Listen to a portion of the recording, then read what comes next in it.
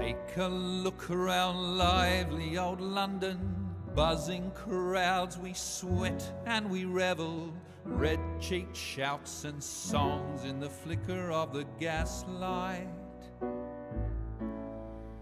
Eager blighty bursts from the cobblestones, racing, climbing, blooming fertility, born from secret seeds that are scattered in the night time.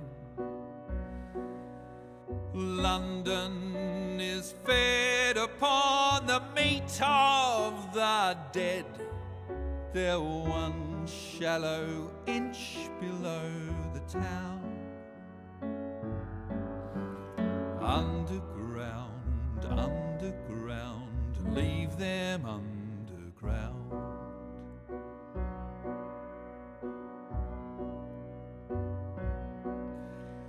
Them that whispered dreams that only poisoned us, them that told us lies of their bravery, them that preached of progress and put us in the poorhouse, them done horrid murder on bloody stages, them that loudly crowed their humility, lords and dames that sung in the chapels on a Sunday. All quiet now, their mouths are stopped up by mud. They lie flung in rags and make no sound. Underground, underground, leave them underground.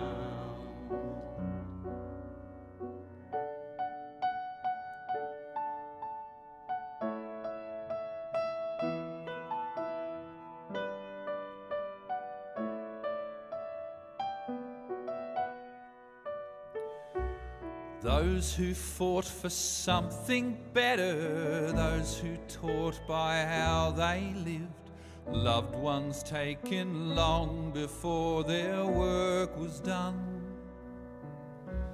Underground, underground, leave them underground. Underground, underground, leave them underground. Underground, underground, leave them underground. Underground, underground, leave them underground.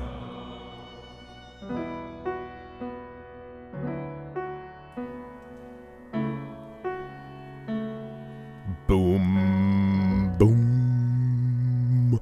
I am a fan of the Assassin's Creed Syndicate soundtrack, if you haven't already been able to figure that one out. If I can bring up my face so that you can see it. Hello, one and all.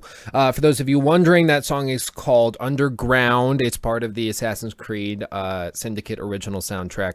I've tried to go back to other soundtracks for the pre-show, but I've never come up with something that just gets me like in a mood like the Assassin's Creed Syndicate soundtrack does. I think it's just the style. I love string instruments in general. I love it. I think it's great. One of the reasons I really like the well, of course, Witcher 3 soundtrack is because of that. And the Witcher 3 soundtrack is great, but they don't have a lot of lyric songs, and the ones they do have, I have played to death on this channel, so I don't want to burden you all with all of that. But for those of you wondering, I know people have been asking what the songs are at the beginning. It's called Underground. Check it out. It's awesome. And the great thing about game soundtracks is that you can put them in YouTube videos and they aren't going to be claimed for copyrights because the people that make the games don't file it under the copyright thing. Otherwise their gameplay would get claimed all the time, so they just don't file it. So it's basically free royalty free music, which is really nice. Liam Shaw says, you won't succeed on Broadway if you don't have any Jews. Gets me in the mood. That is a song from the musical Spamalot, which is a musicalization of Monty Python's Quest for the Holy Grail, and that is also incredible. I played that a month or two ago as our pre-show, and people seem to enjoy it. Liam, yes, chemicals are turning the frogs gay. You better believe it. Dinosaurs are also for children. Don't believe it. Jonathan Hedlund. Hey, Lukey, I'm the one who sent the message on Discord thanking you. Wonderful. Wonderful. Glad to see you here. I've been trying to figure out like what we should talk about during the show, and summer is always a tough time for gaming YouTubers in general. And we're going to talk about one thing in particular, a perfect example of this, and that's of course Angry Joe. And for those of you not familiar with the Angry Joe situation, basically he's known for those angry reviews where he does a big review. It's personally not my kind of content. I've never found it very entertaining or funny, but I understand why people would. And clearly it's working for him. He's got millions of subscribers. He's doing a great job over there. It's just not my content that I would personally watch in my free time. But that's fine. Everybody has different tastes. But he has gone like a month and a half without making a review, an Angry Joe review, and he's done a bunch of filler. And this is pretty typical. Like a lot of channels, they work on a couple big name brand type of content videos that take a lot of work, and they put a lot of work into them, and those do really, really well. But because they want to maintain relevancy and get some more filler and give their audience something to watch, in between that, they throw in all of these videos and little things that don't require much effort and allow them to put stuff out while they work on the next big thing, which is perfectly understandable, and I can't blame them for doing that. I do that. I mean, I don't think anybody on YouTube doesn't do that. The people who get away with not doing it would be like, well,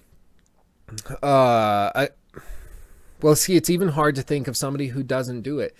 I think it's just normal. I think it's normal to have one staple series or type of content. I guess you could say Casey Neistat, daily vlogger type guys. They, every day, bro, their content is the same. It's why people are coming, is for that daily content, so it's not quite the same. But especially for gaming, there's usually a couple big staple things that people want to see.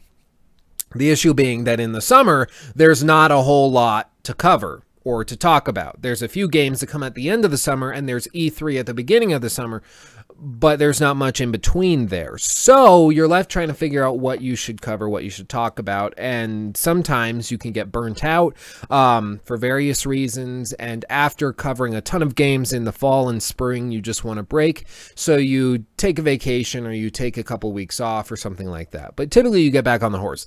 Angry Joe announced to his fans that he's going to take another month and a half off of the angry reviews, because he's just kind of tired. He needs a break and everything. Now, normally I don't think that would be an issue. The issue that many people are having is that, one, he's committed to a schedule, an upload schedule before this, and two, he has already taken like a month and a half off. So his fan base has gotten so angry at him. It's his like-dislike ratio is like 30% likes now on a lot of videos. Comments and ratings are disabled, or at least were when I last checked, depending on when you're watching this. It's like pretty horrible. His audience has kind of rebelled against him, and they're a little fed up with it. And I understand both sides of the argument, like Angry Joe saying, I need a break. These reviews take 40 or 400 hours to make. They're really expensive. I lose money on each one I do. I just need a break to recover and recuperate. I understand that. On the other side, I understand the audience where they say, listen, dude, we love your content. We just want it. And we've been subscribed waiting for it for a month and a half, 2 months. And now you're saying that you're going to take another month and a half off. Come on. Like, what are we doing?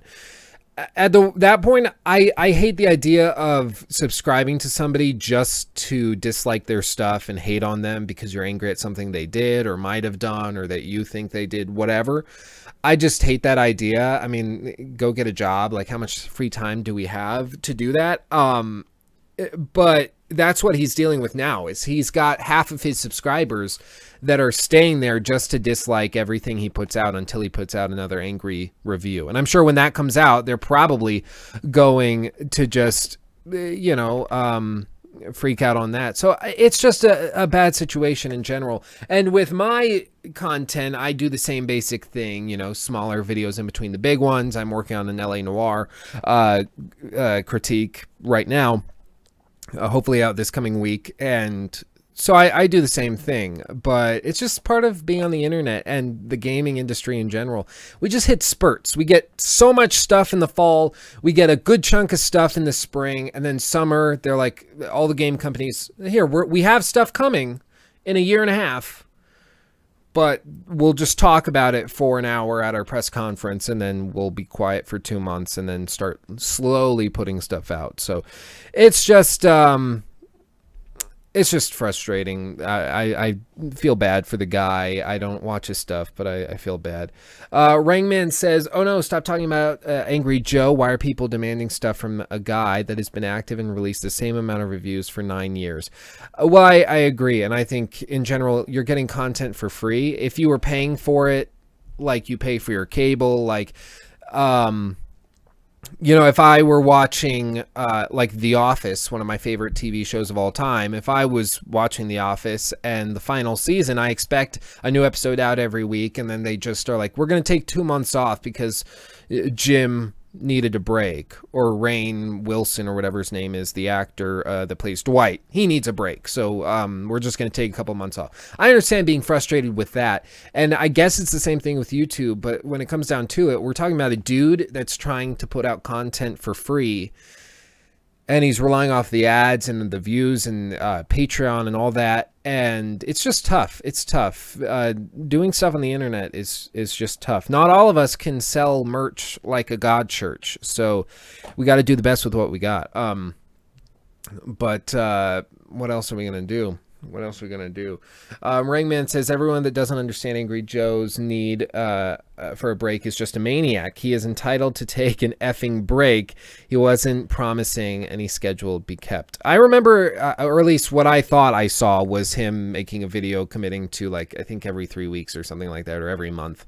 And I think in general, entitlement is something we all struggle with, and the idea that you're entitled to a video from Angry Joe or from IGN or from Boogie or from me or from whoever, I understand once you add in Patreon, it gets a little more complicated because you are technically paying for a service, but you're not buying a product or a good or a service. You are giving money in the hope of receiving a service. So I don't know. It's just a bad situation, but I just want to throw that out there. I feel bad for Angry Joe, but I understand what his viewers are saying. I just don't think they need to be as harsh about it. He's heard loud and clear, but what I would be concerned about right now is pushing him off the platform, because he's been broken by this. You look at his Twitter, you look at the comments he said.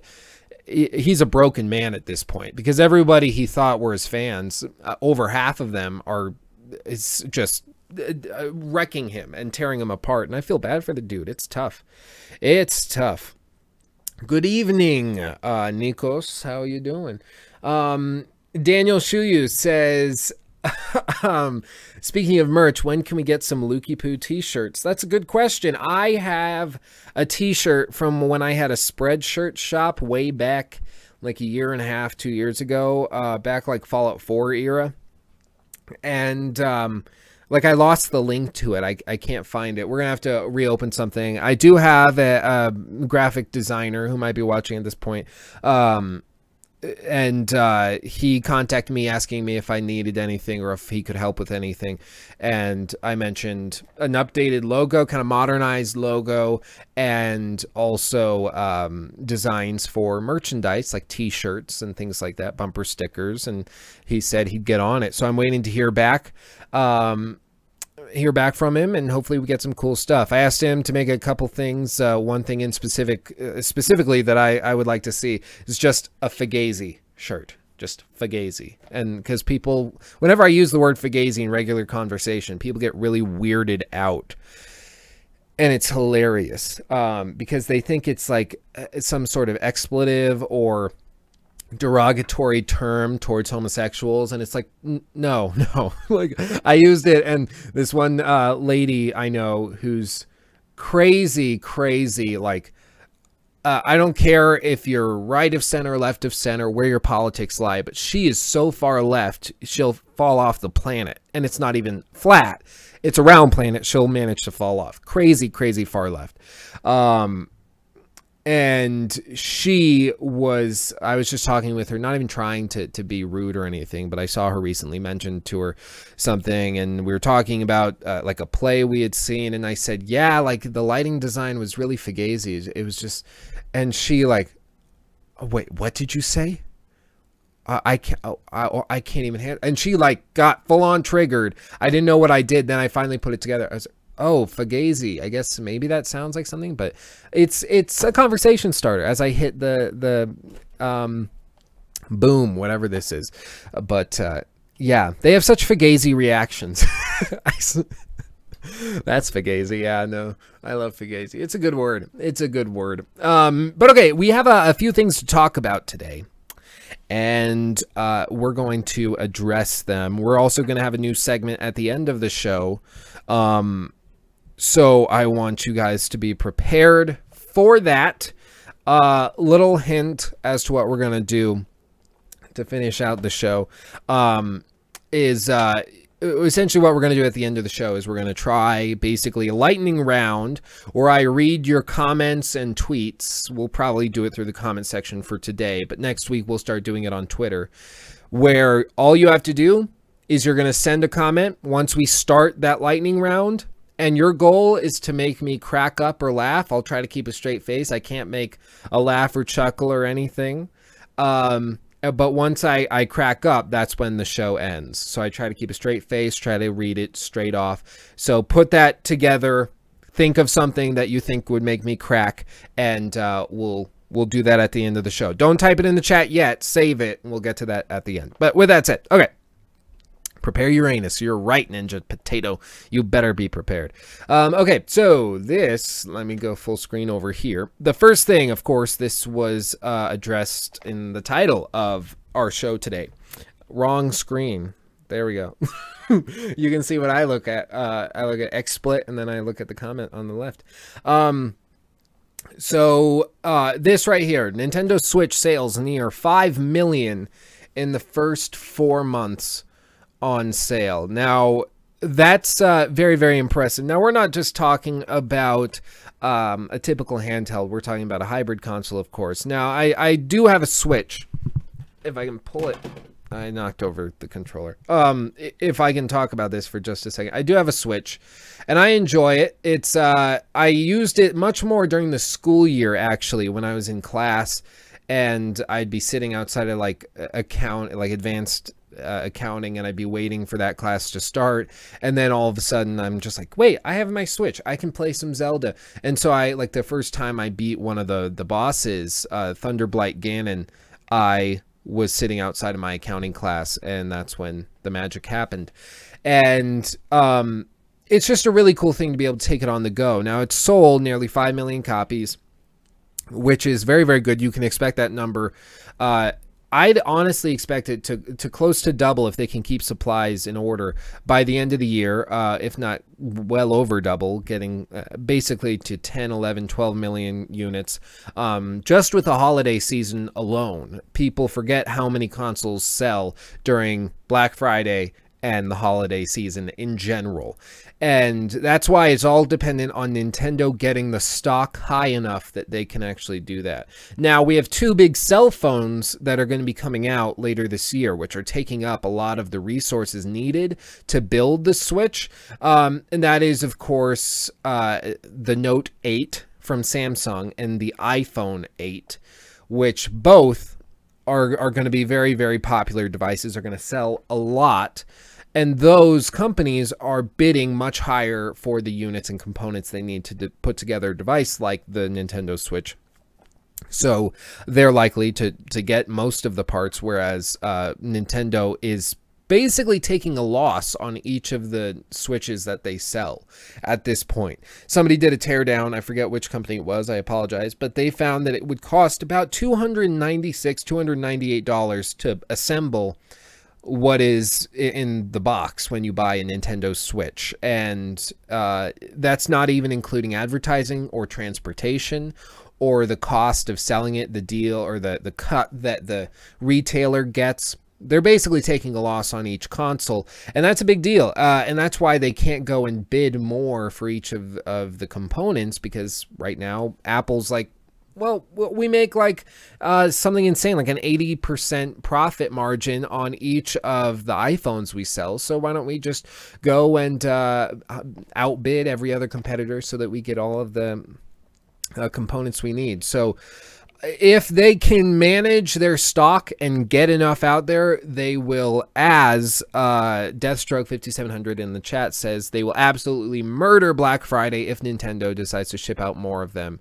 I completely agree. They will murder Black Friday and Christmas. I could see, like, my brother has a condition in his hips, I think, and basically just his bones, where he essentially needs an infusion like every 2-3 weeks, and he has to go sit in the hospital bed with a drip in an IV for like 3 hours. And a few weeks ago, I went with him, and they messed up. They put like the saline thing in first, which is how you rinse it out.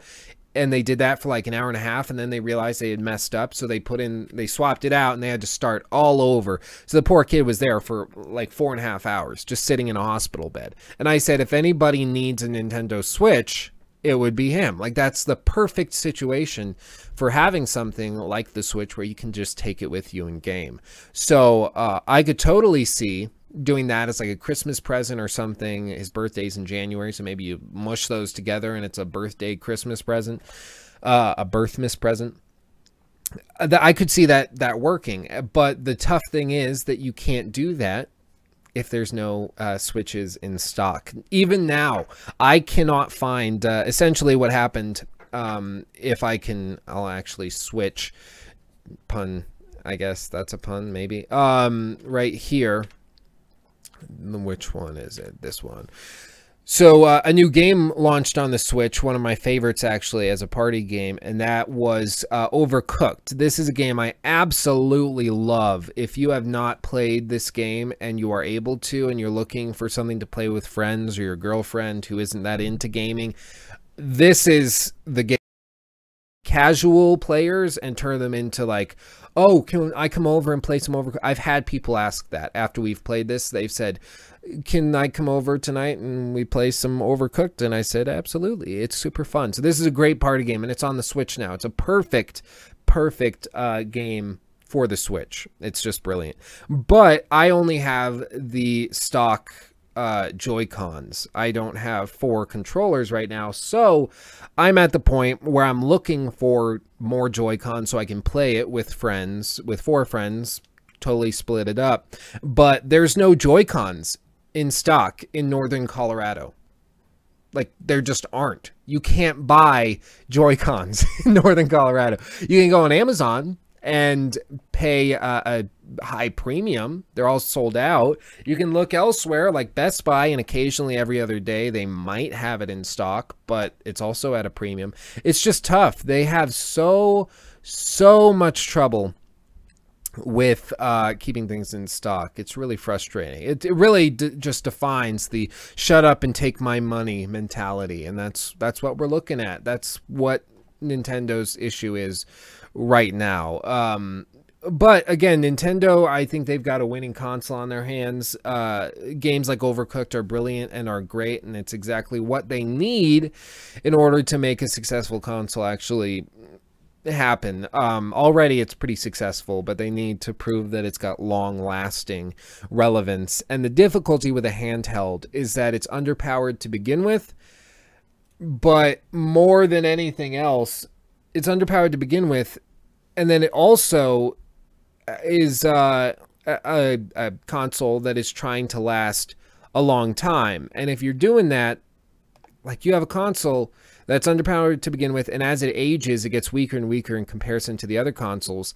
How is it supposed to keep up with new games that are coming out? I'm not sure if it can. So I don't know if they're going to come out with like a Pixel with a Switch XL or something, or a Switch 2.0 or a Switch whatever, that it plays all the same games just with better graphics, and it's a little thicker, better battery life, something like that. I would probably look into buying that.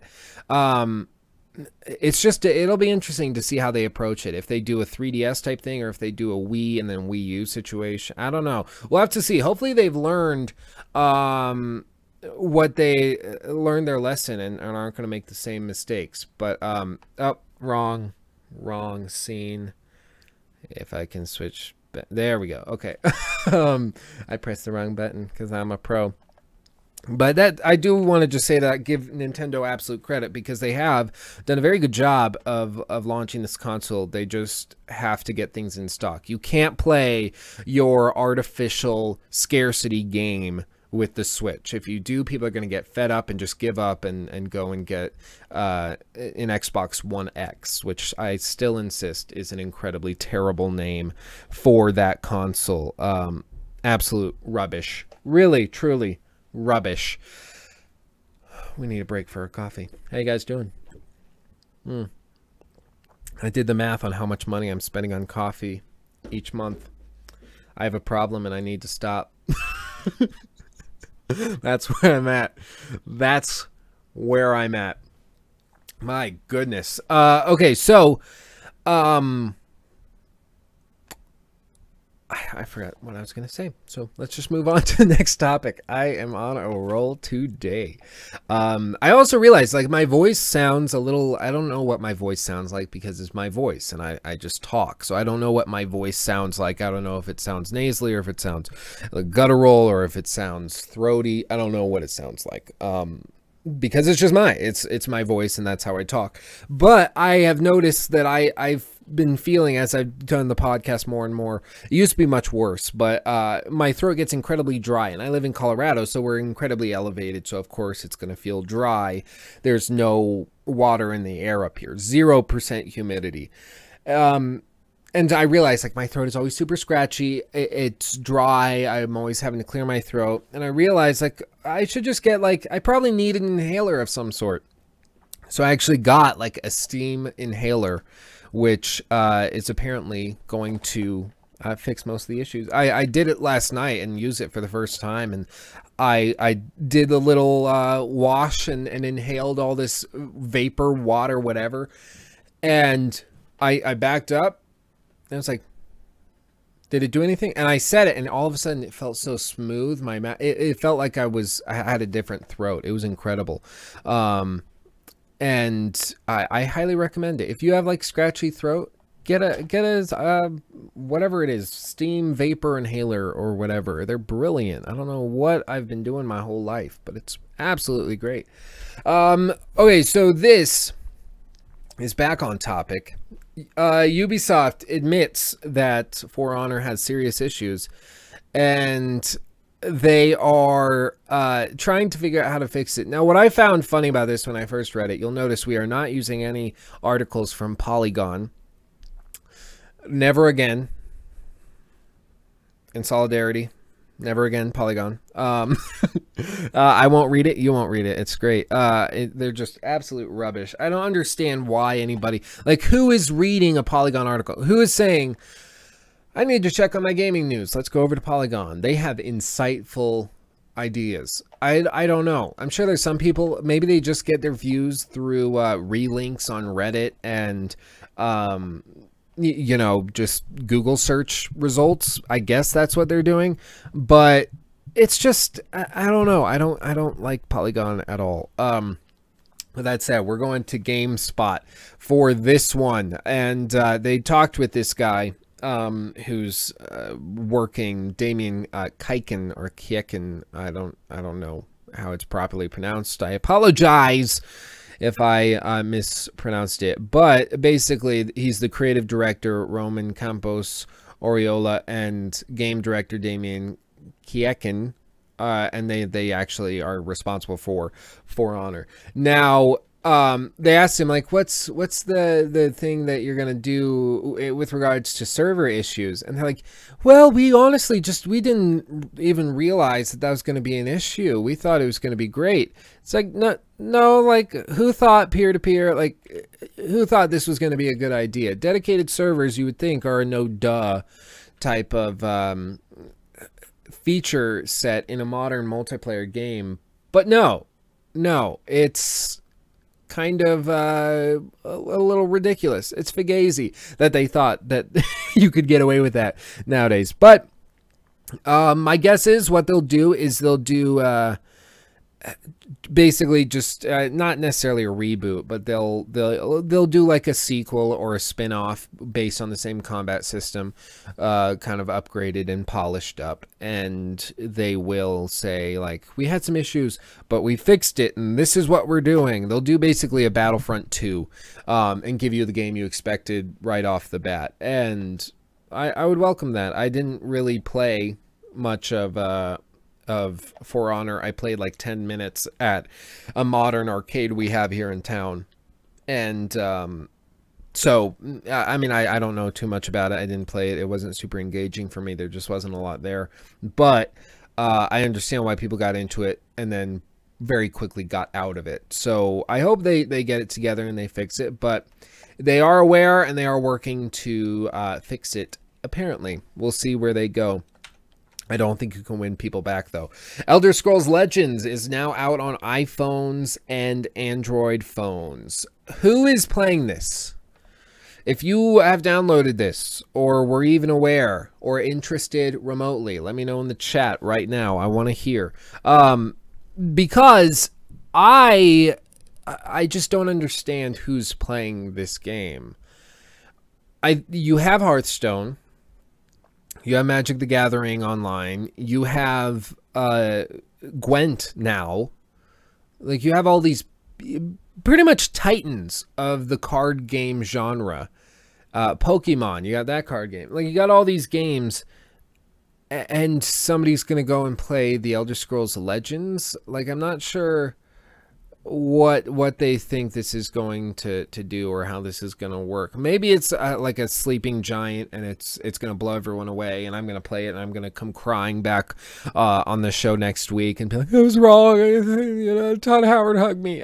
Maybe I have been wrong many times before, but I just don't see how this is going to appeal to a lot of other people. If you launched it alongside the Elder Scrolls 6, yeah, you could probably get something. Or maybe you collect cards in the Elder Scrolls 6 and it syncs to a Bethesda.net or whatever it is, account. And then, you know, so as you explore in the console game or on your PC, you actually get cards that you can use in the mobile game. And it's all tied together. That could be cool. I could see playing that. Just like if the cards I discovered while playing through The Witcher 3, all the Gwent cards, if they automatically synced with Gwent as the standalone game, that would be really cool. And it would kind of encourage this you scratch my back, I scratch yours mentality. And I think that could be really, really interesting.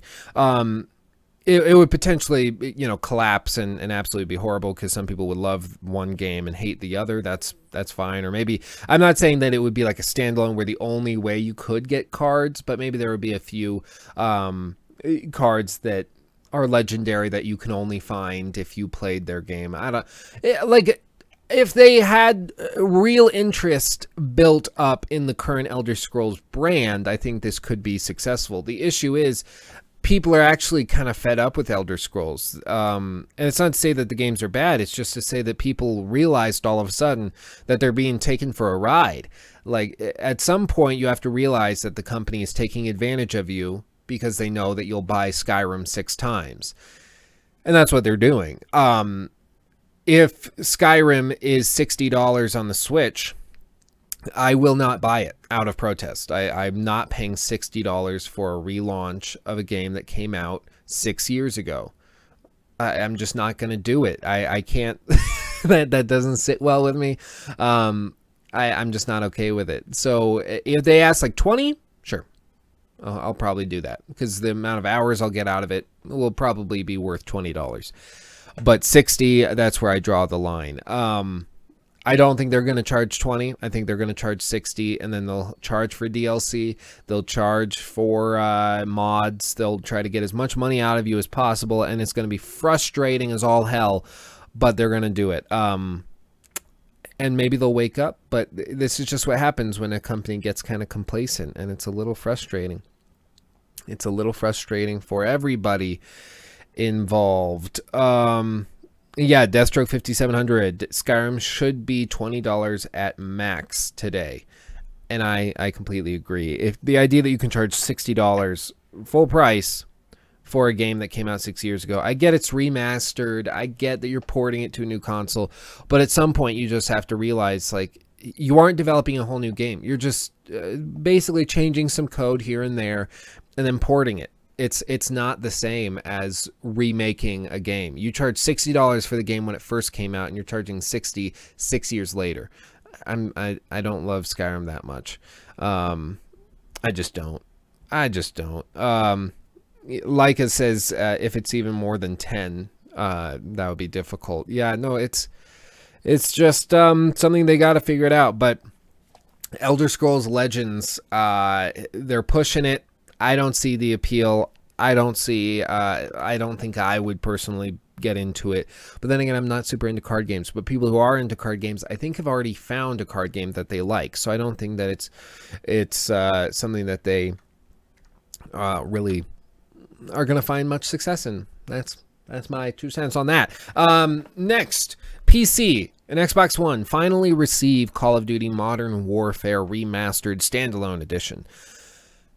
So we actually talked about this when I was on Maddie's podcast. I guess that was a month ago at this point. My goodness. But we talked about this on that podcast. And essentially the big thing was that PS4 got a 30-day exclusive deal to have this copy of the game exclusively available on the PS4. I don't know why they needed to do that. I don't see how having 30-day exclusivity does anything. I guess they're just sitting on so much cash that they can afford to pay off a developer for 30 days. Or maybe there's actual evidence that this is going to make them a bunch of money and people will actually buy it more on the PS4 if it's available there. But like it looks beautiful. It's cool. You don't need to buy Modern Warfare anymore. Or Infinite Warfare rather. Sorry. It looks very pretty, but yeah, no, I'm just not crazy about it. On sale, I'll probably pick it up, but this isn't something I would go and pay full price again for. And this brings up an interesting idea, the discussion of remasters. Now, we can even switch over to this for this. Remasters. People have been asking me to address remasters and talk about it. I think remasters, I see the appeal and I see why people want it, because I, for instance, would love a remaster of LA Noire. I think it would perform much better on modern console or on modern hardware. I think it was a game that was in many ways ahead of its time and was heavily restrained by the consoles that were out at that time. With that having been said, it just philosophically, it's kind of ridiculous to think that you're basically buying a refurbished product and then paying full price for it. So if I were to, for instance, I just got a new camera, effectively swapping out for a new DSLR that should, in theory, work as a dedicated webcam, so the quality of this show will go way up, and then also I can use it to vlog. It's going to be great. But when I was shopping around for it, I was looking at all sorts of different cameras, and if I'm looking at a refurbished model, so I'm looking for the 80D, the Canon 80D, and it's going to be great. I can't wait. I look it up, and the full-priced version of the 80D is like $1,100 or something, just for the body of the camera. And then I say, okay, well, that's steep. That's real steep. So I'll go and get a refurbished model, see how much that is. Somebody used it, they returned it or sent it back because it was broken. Then the factory takes it, they fix it up, put it in a cardboard box, and then sell it as a refurbished product. And then they charge $1,100 for that as well, for a used product. It works. It's repaired. in some ways. You could view a remaster as a repair. You know, it doesn't work as well in the old version, and they're going to fix it so it runs properly and looks good for the modern day and the modern user. But they go and they go ahead and charge $1,100 for the same product that is refurbished as the new product, and you're like, well, wait a second, why are we doing this? Like, it's not the same product. It is refurbished, it's remastered. Why are we paying full price for it? It's just a little strange. And the idea behind the $60 price tag is that you're paying that much because they are paying all of the developers that worked for 5 years on said game, and they sell millions of copies and then they make their money back. But when you do a remaster, you're only doing a few months of work with a smaller team usually. Very rarely do you need to do a complete overhaul. Sometimes you do. Sometimes you have to completely rework textures or animations or something.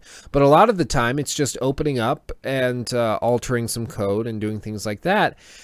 Not to say it's easy or kind of mindless work, but it is something that you...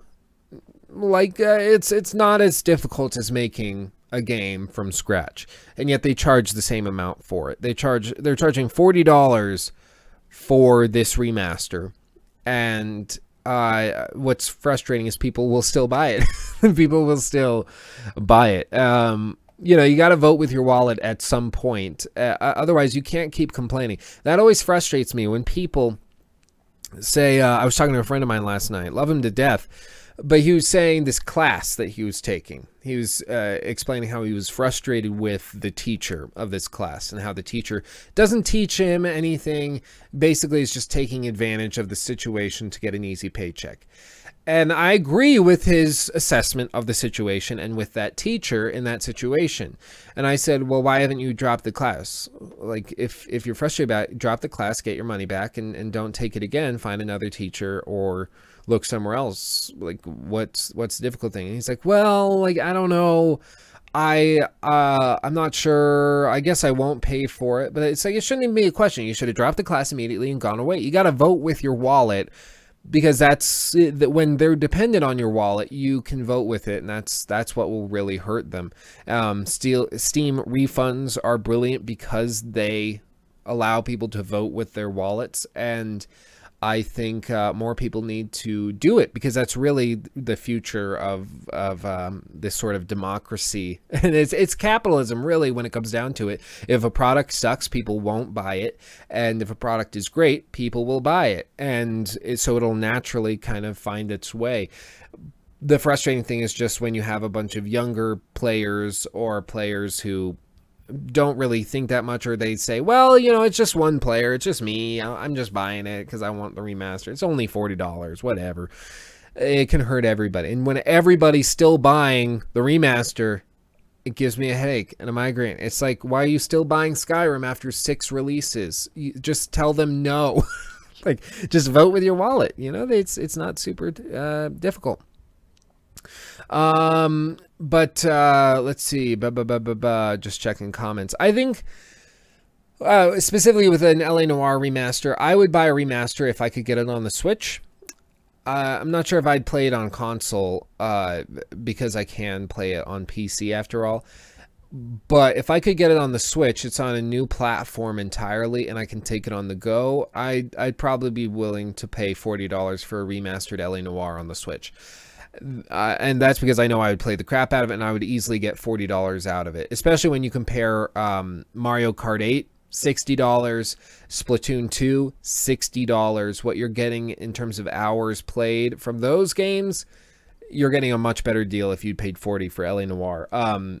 Zelda, of course, being a rare exception, because you can easily put 120 hours into Zelda without blinking an eye. So it's interesting. It's interesting. Ben's Gaming, my brother, the one I was talking about earlier, who really needs a Switch, says at very latest, I would think when next console gen comes out, but after that, it's ridiculous. For remasters, yeah, I think it's just it's easy money, and if they can get away with it, they will. Just people have to stop buying they're crap. And once they stop buying it, they'll stop doing it. Just like when all the DLC crap, people cutting huge quests out of their games, that was a huge issue. And now it's still an issue, but it's much lesser. Maybe people are just used to it. Maybe it's because studios actually realized people were stopping pre-ordering their games when they saw it. Like the Deus Ex debacle, where it was just absolutely ridiculous, the pre-order bonuses that they had. And now they still do pre-orders, but it's much less insane than it used to be because people stopped ordering it because it got so insane. So at some point, you just got to vote with your wallet. So for those of you interested, this gameplay was actually recorded by two of my brothers. I had to go to a meeting for a festival I'm working on this weekend, actually, and I was like, hey, can you guys finish this case for me? Just when it's done, hit Alt F9, it'll be great. Just finish this mission or this case for me, and then you can shut it down. I don't want to stop right here. I want to get one continuous shot of it because it's easier to edit that way. Oh, they ran over somebody. Great. And so they went through and they played through this quest, which is why it's a little erratic. But yeah, so that's happening. That's happening.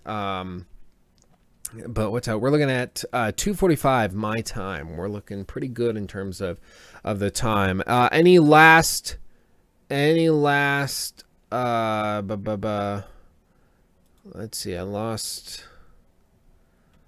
where I was going with these links. I don't know what happened, but okay. Also, you guys need to let me know, do you like my desktop background? You like that? It just makes me smile. I don't know why. It's Vladimir von Everett inside Geralt's body with the ass ears on his head, and he cuts into Geralt's hand to write a little note. It's really sweet. He's just happy. He's so happy right there. He's so happy.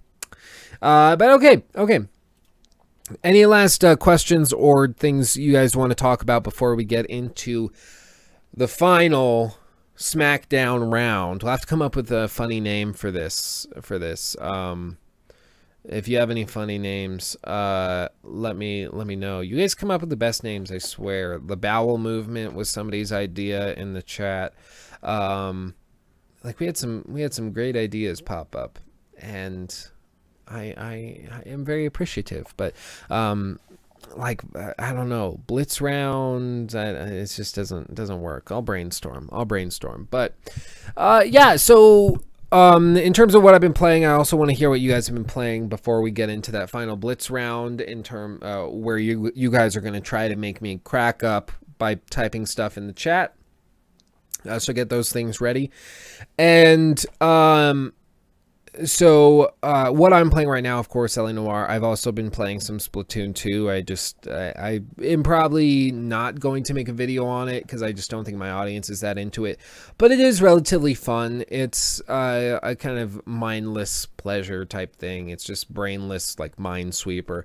It doesn't offer anything super engaging. It's not a game I'm addicted to. I'm a little frustrated with that fact. I was hoping I'd get really into it. But worst case scenario, it's something I can load up, hand to my siblings, and let them play. They'll have a blast with it. So you probably get 10 hours out of it without doing having a ton of difficulty. But once you get past that, it starts to feel a bit like a chore.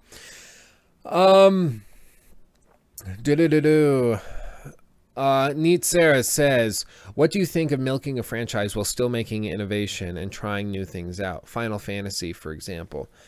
I don't know. When it comes down to it, it's just a matter for me. It's like I won't buy something if it doesn't interest me or if I'm not going to get a good return on it. And so remasters in general, unless it's a game that I'm connected to or really care about, I'm not going to buy it. But as long as they're still coming out with new stuff, it's like they are moving the franchise forward. So I'm not going to get upset about it because they are still moving it forward. But when they put a series on hold or franchise on hold, like I think it's different to do just remasters of all these beloved games from people's childhood and then re-releasing a game from 2011 6 times. I think there's a difference there and a distinction that we should draw, because one is truly milking the crap out of a particular game, and the other, I think, is just filler. Like we were talking earlier with Angry Joe and YouTube and gaming content, you just sometimes you need a little filler while you're working on the next big thing, and I have no issue with that. But when those filler videos or filler games take the place of the games that people really want to play, that's when people have an issue. Let's see. Is that boy says, yo dude, I've been playing Battlegrounds. You gonna try it? If any of your friends can share it with you. Yeah, well, that's the thing. I've been waiting for some friends to actually get it, and so that I have people to play with. What would be fun is I'm not sure how the multiplayer system works.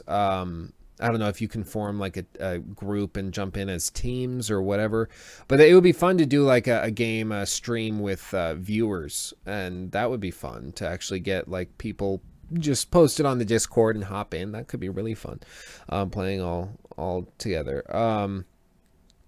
Let's see.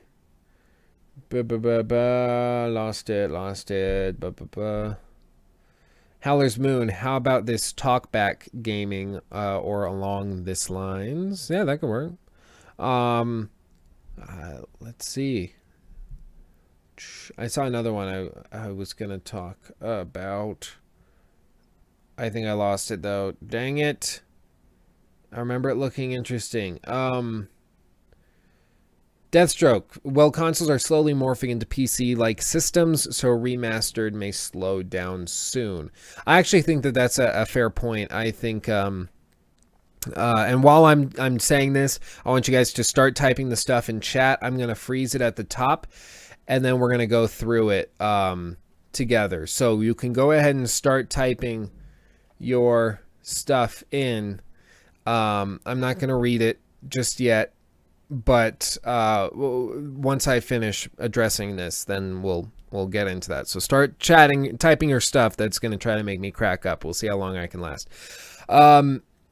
With that said, so the console's slowly moving into more PC-like machines. That's very fair. I don't think that the level will ever be as modular as PCs are, but I think there definitely is an architectural approach to making them much more PC-like, to make them easier to develop for across the, like, people forget how awful it was to develop for the 360 and the PS3. The PS3 was horrible to develop for. If you remember, I think it was Skyrim actually, when it first launched on the 360 and PS3, the PS3 port was so terrible, and I know it's Bethesda, yeah, I get that, but it really was tough, just because the PS3 was honestly just a bad console to develop for. The way it was built, it basically needed to be a PS3 game or a 360 and PC game. It was very difficult to develop, because you basically had to make two standalone games and ports. It wasn't as easy as just changing around some code. It really was a different architecture completely. And because of that, you know, they're trying to unify it to make it easier on the developers and to make it easier on the hardware manufacturers, of course, as well. And so we'll just see where it goes. I think it will get unified. I don't think there will ever be modular consoles, just because that entire idea doesn't make a lot of sense. One of the reasons consoles tend to be cheaper per performance once you get to a certain level is because they mass produce them and they build it very, very tight-knit, soldered, everything's identical. I don't think they'll ever start swapping, you know, hot swappable or swappable GPUs or something. At that point, they'll just sell you a new console, and that'll be much easier. But okay, I gotta figure out how we want to mount giggity this chat. Whoops. Okay, let me figure out this.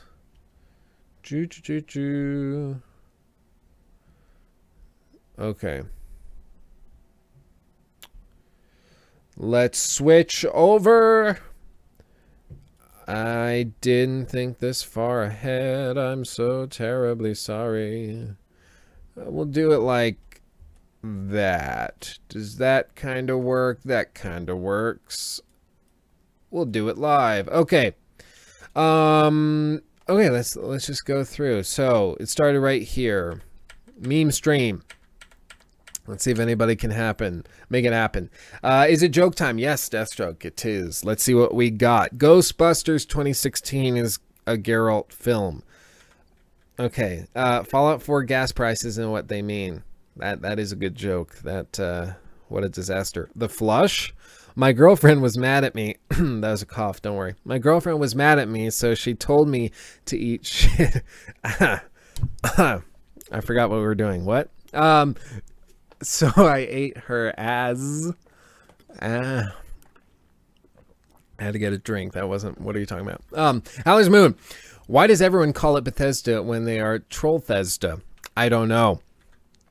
More like... I'm not going to say that in public. That could be used to blackmail me. There's some names I have seen online that I have accumulated that are not family friendly. Ubisoft is the best company ever. My throat's very, very dry all of a sudden. I lost my place. It went all the way to the bottom. Moist taints equals Bethesda. Daniel Schuju, bad joke. I went to a summer thing where, we need to speak Irish. So I grabbed loads of male asses. I, within hours, was nicknamed Gay Boy. By the end, everyone, including the teachers, called me Gay Boy. Good for you. I would reply by saying, yes. There's no need for 60 FPS. The human eye can only see 24. The Xbox is literally made for gaming. That's why they keep the frame rate at 30. The PC is at the wrong rate. That's why Xbox is better. I swear I've gotten that comment before. Vloop. So you know how on Halloween people have bowls they say, or that say take one? Well, I effed a dead moose.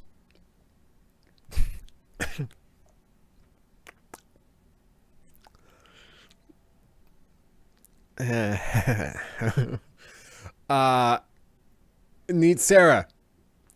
Xbox One X is a good name.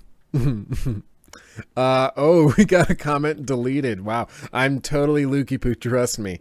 Message deleted by Daniel Shuyu. Do I want to unhide it? I could see what it is. Should we? I think we probably should. Is it bad? Is it real bad? Hey everybody, I'm Luke Stevens, and I'm totally not an utterly massive beer scammer, beard scammer living in a Mumbai basement. Click the link to claim your gift. virus.hitbox.creditcardinfo.leakednudes.web. That is me. I put that in there.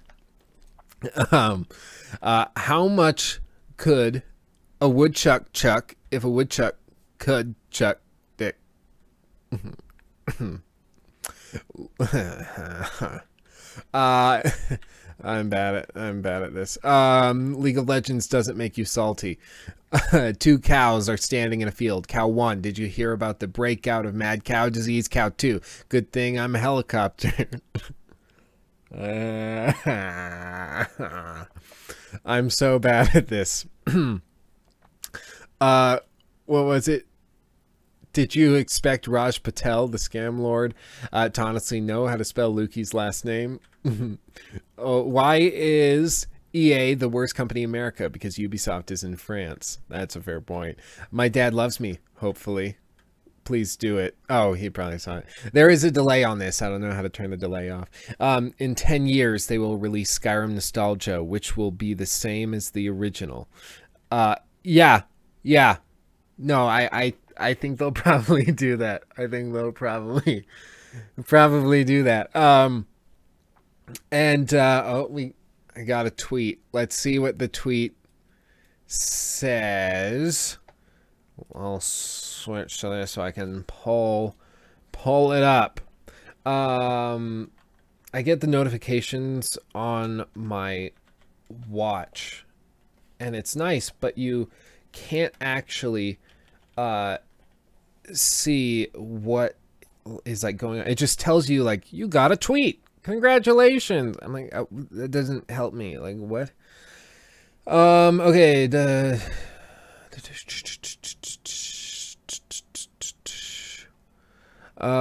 Okay.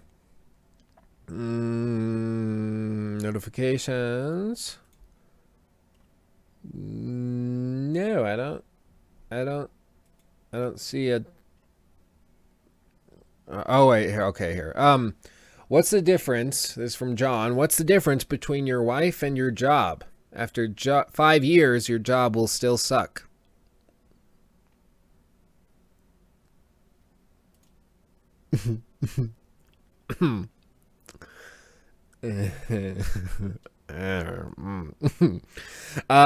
This one from Neat. A horse walks into a bar. The bartender asks why the long face. The horse answers, my wife has terminal cancer. Nuclear weapons ain't got nothing on Jake Paul's the strongest army out there. Ubisoft is what my mom said to my dad seconds before I was conceived.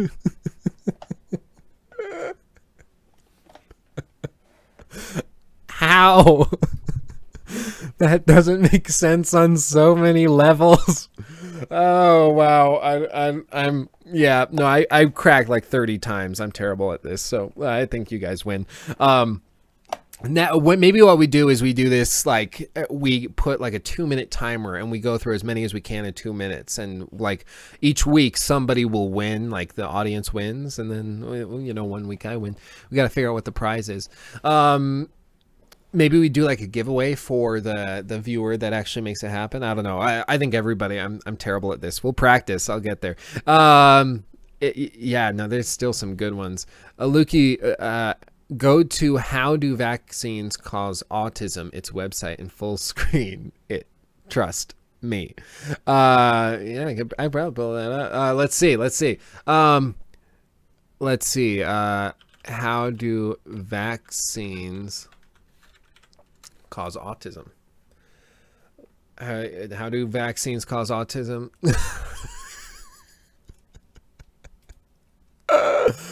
Oh wow. Okay, that's pretty. Okay, this is what I had. Right here. This, Googled it, and then I was like, oh, there it is. It's right there. Let me click on the link.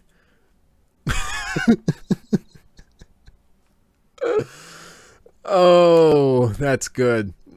That's good. And then it just goes to here and links you to the actual research. That's brilliant. I love that. Thank you for pointing that out. That's great.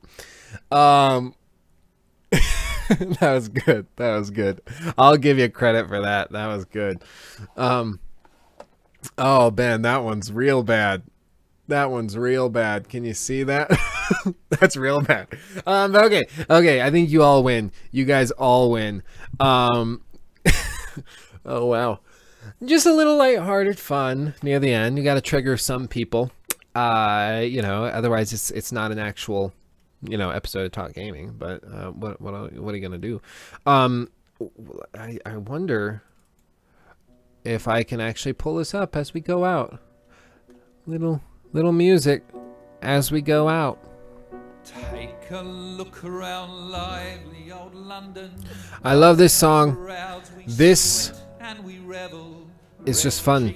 This is fun. We had a great time today. Thank you to everybody who turned out. We're getting near the fall. And we're gonna have some good times. We're gonna have some good times. Lots of games coming out. And I honestly cannot wait.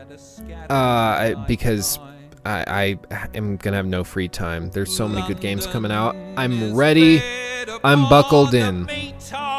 So with all that, thank you for watching. Yes, have a great weekend. You can see all the magic turning out. We had a brilliant time. We got some big videos coming out. We're just working on them. It just takes some time, as do the best things in life. What are you gonna do? LA Noire is a big game.